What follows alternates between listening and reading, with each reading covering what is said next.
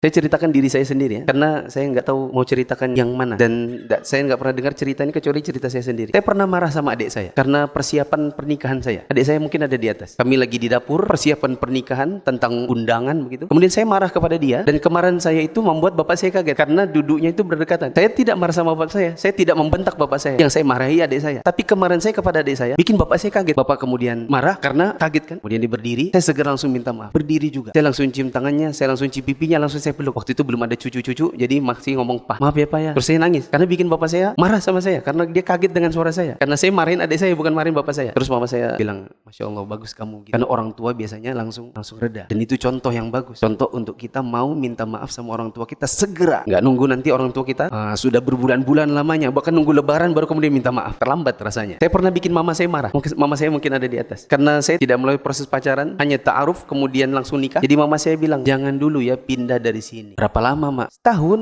Setahun. Disuruh tinggal di rumah orang tua setahun. Saya pikir kalau setahun kamar mandinya di luar sama-sama. Nanti kalau tahu kan suami istri maksudnya, kalau mandi lalu kemudian biasanya kan orang Indonesia itu malu. Kemudian nanti juga kita kalau setahun kapan kita mandirinya? Ya, kalau kita di rumah terus ada kulkas, ada ini, ada makanan, kapan kita mempersiapkan keuangan secara mandiri? Dan lebih lagi yang saya khawatirkan adalah kalau saya sama istri tengkar, kalau didengarkan orang tua itu nggak enak. Itu menambah pikiran orang tua. Orang tua sudah pensiun, sudah tua. Kemudian kita tengkar sama istri kita didengarin sama orang tua. Itu nggak enak rasanya. Bikin nambah beban hati mereka. Maka saya pergi dari rumah. Maksudnya pergi ini ngontrak. Kira-kira 6 rumah dari rumahnya bapak. Saya ngontrak 6 rumah. Saya ingat 1, 2, 3, 4, 5, 6. Saya keluar dari rumah, ngontrak, bayar. Kemudian hadiah-hadiah dari teman-teman tuh ada yang kasih kulkas kecil. Mungkin yang ngasih kulkas ada di sini. Mas Fatoni. Saya dikasih kompor sama Mas Tony, dikasih ini tata satu-satu dikontrakan, mulai beli keranjang-keranjang bawang dan seterusnya. Setiap kali kita ke rumah mama itu selalu cemburu. Selalu dia ketus-ketus kalau ditanya, "Mak, sudah makan kah, Mak?" "Dah." "Mak, mana bapak?"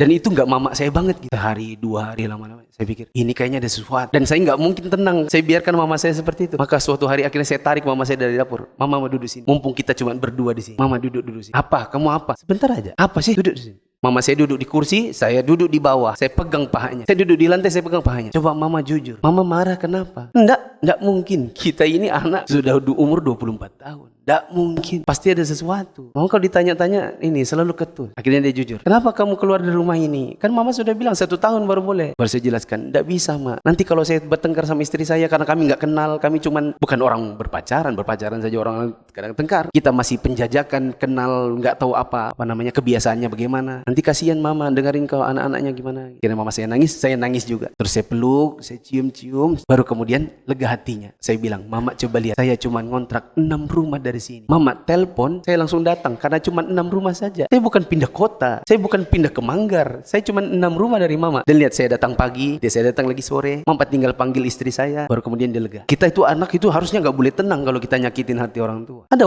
orang tuanya sakit hati, dibiarkannya saja bertahun-tahun. Bahkan ada yang saya dengar dari adiknya kandung, ketemu di airport Jakarta, nangis berderai air mata. "Saya baru pulang mengantarkan mama saya ke kubur. Kak saya nggak pernah datang sampai mama wafat baru dia datang. Mama sakit keras, tidak bergeming dia. Dia tinggal di mana, Bu? Sebelah rumah, bukan beda kota, sebelah rumah. Tidak bergeming dirinya untuk pindah, nengok mama atau nanya kabar. Enggak. Mama dikubur baru dia ikut ngubur. Tapi sudah terlambat.